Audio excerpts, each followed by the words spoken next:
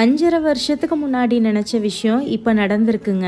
ஸ்கூலில் ஒர்க் பண்ணிட்டு இருந்தேங்க. ஸ்கூலுக்கு போகிற வழியில் இந்த அப்பார்ட்மெண்ட்டை பார்த்துட்டு போயிட்டு வந்துட்டே இருப்பேன். எப்படியாவது இந்த அப்பார்ட்மெண்ட்டில் ஒரு வீடு வாடகைக்கு பார்த்து வரணும் அப்படின்னு சொல்லிட்டு நினச்சிட்டே இருப்பேன்.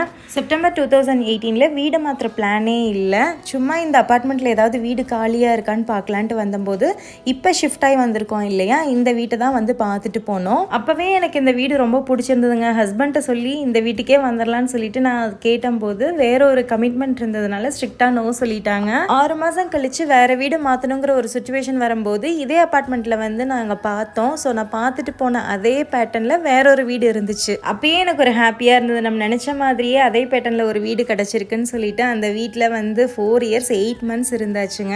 இப்போ நம்ம புது வீட்டுக்கு வந்திருக்கோம் இல்லையா, இந்த வீட்டில் இருக்கிறவங்க தான் நம்ம இருந்த வீட்டை வாங்கியிருக்கிறாங்க. ஸோ நாங்கள் ஆட்டோமேட்டிக்காக இந்த வீட்டுக்கே வர மாதிரி ஆயிடுச்சு. நினச்சி பார்க்கவே முடியலங்க. அவ்வளோ மேஜிக்காக இருக்குது எனக்கு இந்த விஷயம்.